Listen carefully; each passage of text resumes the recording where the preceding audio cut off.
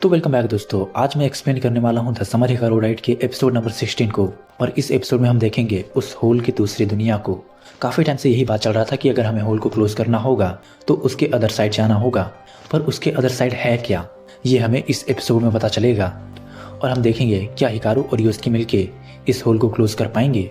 और इस एपिसोड में हम ये भी देखेंगे आस्को और तनाका फाइनली उस इम्प्योरिटीज़ के साथ नेगोशिएट कर पाते हैं, लेकिन उसके लिए उन्हें बहुत बड़ी कीमत चुकानी पड़ती है। अब वो कीमत क्या है वो तो ये एपिसोड देख के ही पता चलेगा। तो पिछले एपिसोड में हमने देखा था हिकारू होल के अंदर जा रहा था, और यहाँ पे हम देखते हैं हिकारू होल के अंदर चला जाता है और उसे ऐसा लग रहा था कि काफ़ी अरसा बीत चुका है उस होल के अंदर जाने के बाद। फिर वो कहता है तो ऐसा दिखता है ये दुनिया एक ह्यूमन आई से, मे बी उसके ओरिजिनल फॉर्म में ये दुनिया उसे कुछ और ही दिखती हो। उसके बाद वो कहता है मुझे जल्दी से होल ढूंढ के उसे क्लोज करना होगा। यहाँ पे हिकारू तुम ऐसा समझ लो खुद ब खुद अलग अलग जगह टेलीपोर्ट हो जा रहा है। जिससे कि पहले सीन में हमें दिखाया जाता है वो स्कूल पे पहुंच गया होता है और यहाँ पे उसकी यादें मिक्सअप हो रही होती है, लेकिन उस स्कूल में उसे कुछ क्लू नहीं मिलता और वो दूसरी तरफ जाता है। लेकिन तभी अचानक एक बाथटब पे टेलीपोर्ट हो जाता है, जहाँ पे हिकारू कहता है मेरी यादें मुझे वापस ले आ रही है, मुझे जल्दी से जल्दी उस होल को ढूंढना ही होगा। फिर हम देखते हैं वो काफ़ी जगह उस होल को ढूंढता है और ढूंढते ढूंढते उसकी गर्दन बहुत दर्द करने लगती है और कहता है ये ह्यूमन बॉडी है और मैं खुद का आधा हिस्सा। तुम्हें याद है ना हिकारू का आधा हिस्सा योस्की के पास है। अगर हिकारू इस दुनिया में ज़्यादा समय तक रहता है तो जो एंटिटी है वो अलग हो जाएगा हिकारू की बॉडी से, इसलिए उसका इस दुनिया में ज़्यादा देर तक रहना खतरे से खाली नहीं है। फिर वो पहुंच जाता है उस माउंटेन पे जहाँ से सब कुछ शुरू हुआ था, यानी कि वो जगह जहाँ पे रियल हिकारू की डेथ हुई थी। फिर वहाँ पे हिकारू उस होल को ढूंढने लगता है। तभी हम देखते हैं कि हिकारू को फाइनली वो होल मिल जाता है और कहता है मैंने तो सोचा था कि ये कुछ ज़्यादा ही शाइनी होगा, बंदा मतलब क्या बोलूँ यार इसे। फिर हिकारू स्टेपलर निकाल के उस होल को क्लोज करने जाता है, लेकिन तभी सीन शिफ्ट हो जाती है और हम देखते हैं आस्को और तनाका को। वो दोनों उस इम्प्योरिटीज़ के साथ नेगोशिएट करने की कोशिश कर रहे होते हैं। यहाँ आस्को कुछ क्रीपी लिखा हुआ देखती है और कहती है ये इस घर के ओनर के नोट होने चाहिए। तभी तनाका कहता है पीछे हटो, मैं इसे खोलने जा रहा हूँ। फिर दरवाज़ा खोल देता है और हम अंदर काफ़ी क्रीपी चीज़ें देखते हैं। फिर आस्को कहती है ये अच्छा नहीं है। तो तनाका कहता है क्या तुम उसे सुन पा रही हो? आस्को कहती है हाँ, वहाँ कुछ नेस्टी है, कुछ बहुत ही बुरा। तो तनाका कहता है अच्छा ऐसा है, क्योंकि मैं कुछ देख तो नहीं पा रहा, पर वहाँ कुछ अजीब तो है। तो आस्को कहती है वो तो मैं भी नहीं देख पा रही, बस वहाँ से काफ़ी सारी चीज़ों की आवाज़ें आ रही है। फिर तनाका कहता है अगर मैंने कोई भी गलती की तो वो मेरा सर उड़ा देगा पक्का, इसलिए तुम उसकी आवाज़ को ध्यान से सुनो और उसके रिएक्शंस को फील करो। और फिर उस इम्प्योरिटीज़ की तरफ देख के कहने लगता है ऐसे अचानक आने के लिए माफ़ी चाहूँगा, पर मैं तुमसे यहाँ एक रिक्वेस्ट करने आया हूँ। वहाँ अंदर एक होल है और मैं चाहता हूँ कि तुम उस होल के दूसरे साइड जाके उस होल को क्लोज कर दो। तभी आस्को को काफ़ी क्रीपी फील होता है और कहने लगती है ये पागलपन है, सच में पागलपन है, ये काम नहीं करेगा। फिर तनाका कुछ निकालता है और कहने लगता है क्या अगर मैं तुम्हें उस होल को क्लोज करने के बदले ये टोकन दूं? तो आस्को पूछती है ये क्या है? तो तनाका बताता है ये एक जीकेन पॉइजन है, एक तरह का कर्स्ड ऑब्जेक्ट जिसका यूज एंशिएंट टाइम में किया जाता था। इस तरह के इम्प्योरिटीज़ इसे पाने के लिए कुछ भी कर सकते हैं। फिर आस्को से पूछता है ये इम्प्योरिटीज़ क्या कह रहा है? तो आस्को बताती है वो कह रहा है कि ये इनफ नहीं है, ये तुम्हारा राइट ब्रेन और पूरे बॉडी का लेफ्ट साइड मांग रहा है। भाई साहब इसने तो कुछ ज़्यादा ही तगड़ा डिमांड कर दिया।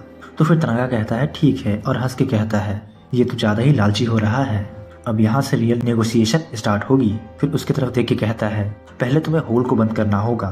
तो वो इम्प्योरिटीज़ गुस्सा हो जाता है और आस्को कहती है ये दोबारा अपसेट हो गया। तभी तनाका कहता है मतलब ये थोड़ा चाइल्डिश टाइप का है। फिर उसकी तरफ देख के कहता है मैं तुम्हें इतना ही दे सकता हूँ, और इसके अलावा अगर तुम होल क्लोज कर दोगे तो मे भी इस घर के ओनर वापस आ सकते हैं। तो आस्को कहती है इसने अभी इस घर के ओनर के लिए कुछ रिएक्ट किया। फिर तनाका कहता है अच्छा ऐसा। तो उस इम्प्योरिटीज़ की तरफ देख के फिर से कहने लगता है देखो फिलहाल इस होल के कारण ये घर रहने लायक नहीं है, इसलिए इस घर के ओनर चले गए हैं, ना कि इसलिए कि अब उनको तुम्हारी जरूरत नहीं है। तो आस्को कहती है वो आप पे विश्वास नहीं कर रहा, पर अब वो गुस्सा नहीं है।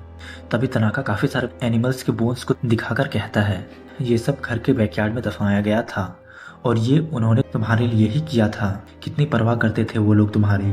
फिर कहता है, एडवांस पेमेंट के तौर पे मैं अपना लेफ्ट हैंड दे रहा हूँ, एक बार होल अच्छे से क्लोज हो जाएगा फिर मैं इस लड़की के कान भी दे दूंगा, कैसा रहेगा।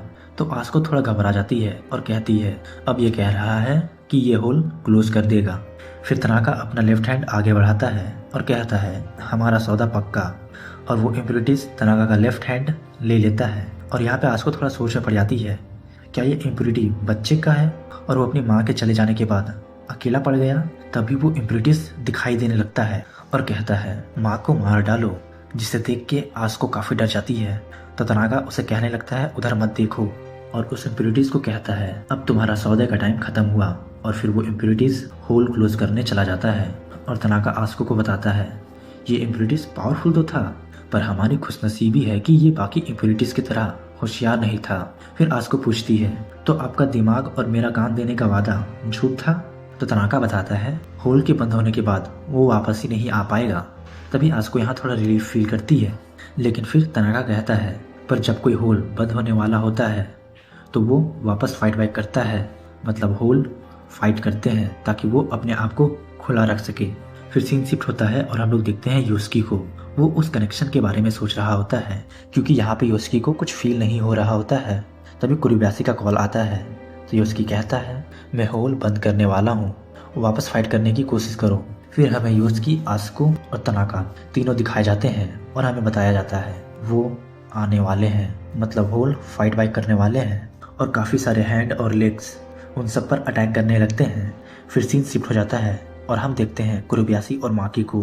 कुरुब्याशी कह रही होती है एक भूकंप और बिजली भी चली गई, माकी जल्दी से यहाँ आओ और टोपी पहन लो। और दोनों एक साथ बैठ जाते हैं। कुरुब्याशी माकी को कहती है कुछ भी हो जाए मेरे से दूर मत जाना। तो माकी सवाल करता है आपने मुझे ये टोपी पहनने को क्यों कहा। तो बताती है कि तुम उन चीज़ों को जितना कम देखोगे उतना ही अच्छा होगा। फिर सीन शिफ्ट होता है और हम देखते हैं योस्की को, जिसके ऊपर काफ़ी सारे लेग्स ने अटैक कर दिया था। और योस्की सोच रहा होता है कि अब मुझे क्या करना चाहिए, मेरे पास तो कुरुब्याशी जैसी पावर भी नहीं है, ये मुझे मार डालेगी। तभी सडनली उसका पीठ गर्म होने लगता है और फिर उसे याद आता है ये तो वो तलिस्मैन है जो तनाका ने दिया था। फिर उस तलिस्मैन को पकड़ के कहता है क्या तुम मुझे प्रोटेक्ट कर रहे हो। फिर वो लेग्स दोबारा अटैक करने लगते हैं और योस्की कहने लगता है हिकारू क्या तुम वहाँ हो, मुझे स्टेपलर की आवाज़ें सुनाई दे रही है, क्या तुम अभी तक अपना काम पूरा नहीं कर पाए। ये कहने के बाद वो सोच में पड़ जाता है इतने सारे लेग्स बीच में हैं कि होल को ठीक से देख भी नहीं पा रहा, इस तरह तो हिकारू को नहीं बचा पाऊंगा, कुछ तो ऐसा होना चाहिए जो मैं कर सकूं, कुछ भी। फिर वो एक नाइफ निकालता है जिससे उसने हिकारू को स्टैब किया था।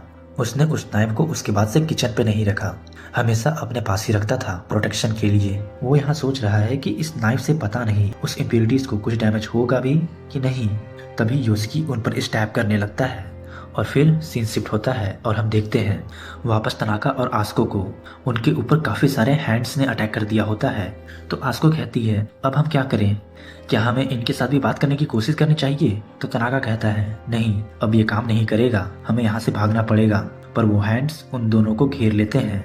फिर भी वो दोनों भागने की कोशिश करते हैं, लेकिन तभी अचानक आस्को को उसकी दादी की याद आ जाती है और वो थोड़ी स्लो हो जाती है और वो हैंड्स आस्को को पकड़ने ही वाले होते हैं। लेकिन तभी तनाका आके उसे बचा लेता है, पर तभी उसकी सनग्लासेस टूट जाती है। और जैसे कि हमें पता है तनाका अपने सनग्लासेस के बिना नहीं देख सकता।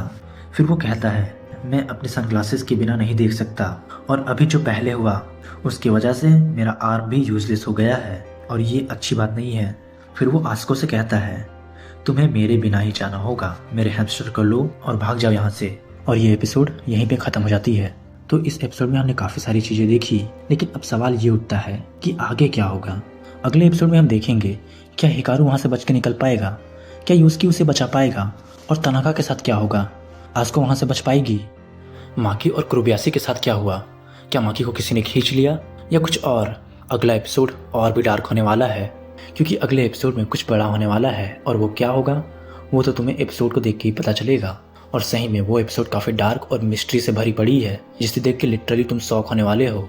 इसलिए उस एपिसोड को मिस तो बिल्कुल भी मत करना। और ये एपिसोड तुम्हें कैसा लगा मुझे कमेंट में बताना ज़रूर। और आज शाम को एक न्यू एपिसोड आएगी दूसरे मांगा की, तो प्लीज़ उसे भी बिल्कुल ऐसा ही सपोर्ट करना। और अगर वीडियो पसंद आया हो तो वीडियो को लाइक करना।